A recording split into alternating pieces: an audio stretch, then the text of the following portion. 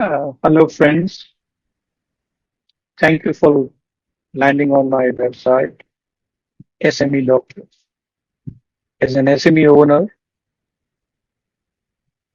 this series, I hope, will help to you in growing your business. The objective of these series is to touch on very briefly topics which we believe would be of interest to an SME owner. And if it serves the purpose of being of use, we shall be happy to have succeeded in our effort and endeavor. Today's topic is on skill development, upskilling in an SME. SME is proclaimed to be the backbone of our Indian economy, and rightly so. An SME owner decides not to look for a job, but to create jobs. It could be from 1 to 100 or hundreds. And to that extent, every SME owner needs to be complimented and encouraged. Running an SME has its own challenges. Challenges in the area of to start with funds, then sales, then production, then recovery. You name it. The list is a long list. In that list also, there's an area to and a challenge to get the right people to join. Once the person has joined, it becomes imperative on the SME owner to upskill the employee or the partner who has joined. In this changing times, in this world of artificial intelligence, skill, rather the right skill, is a challenge to tap, to harness, and to keep. An outdated employee with outdated expertise, instead of being an asset to the company, to the organization, becomes a liability. It is not easy to hire and fire employees in an SME. In such a situation, skill development and an upskilling uh, expertise of an employee becomes a challenge. And how this can be addressed. There are two methods of running an organization. One is on a need to know basis. Another is to share every information that can be shared with a respective person. A, a middle path has to be chosen by which information is shared, but of course, not purely on a need to know basis, but a little beyond.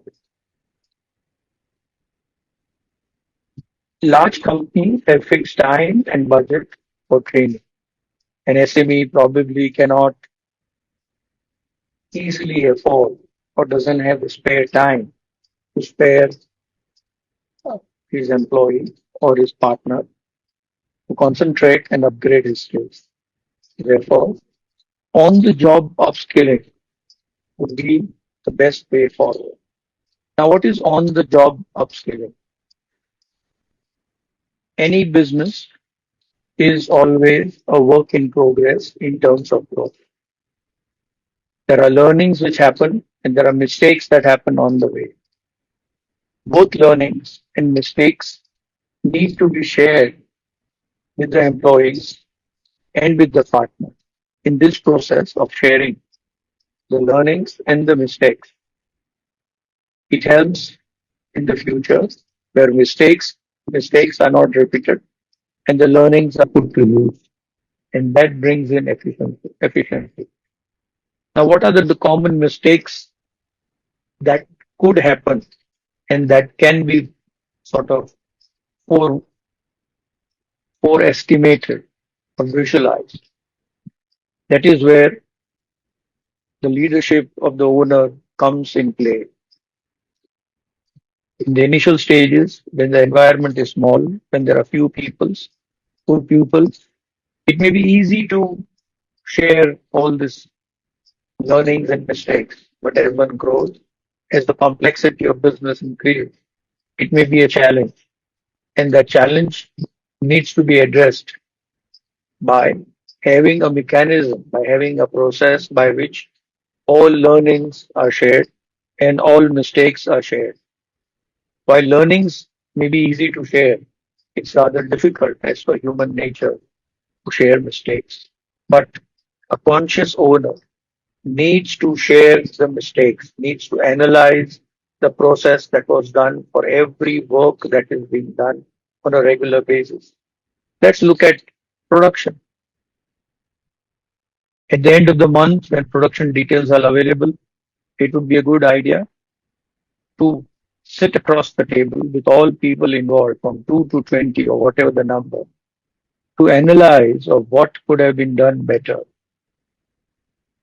not as a method of pointing fingers and finding mistakes, but to learn from those mistakes.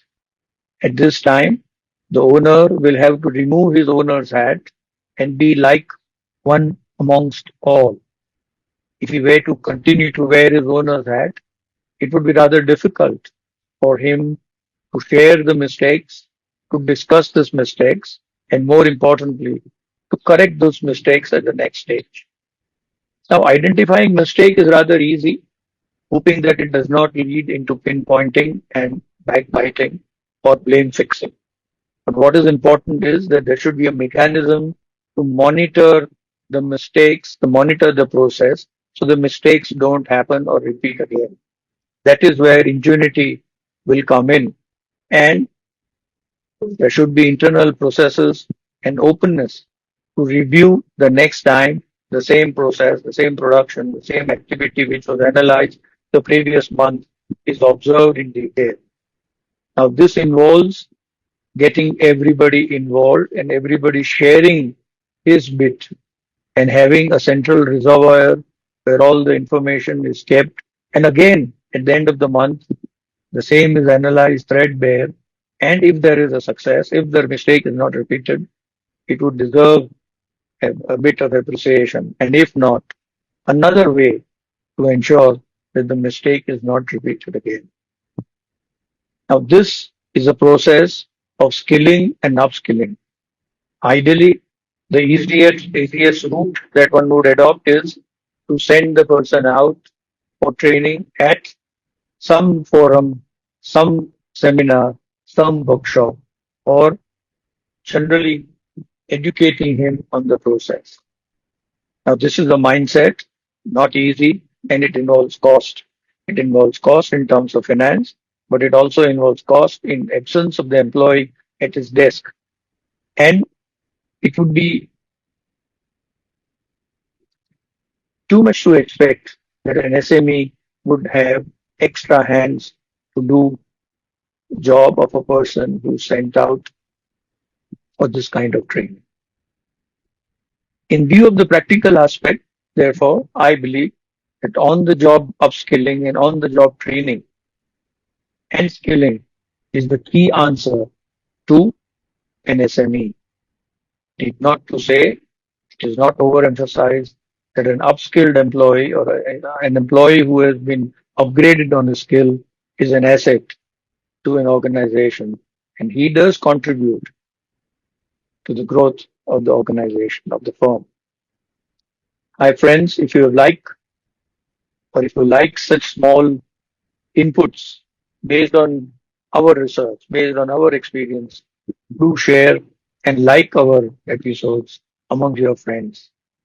We shall be happy to add topics as we continue to do this for a period of time on topics which we believe are important to the growth of an SME. Hope you enjoy our next episode to be released very soon. Thank you.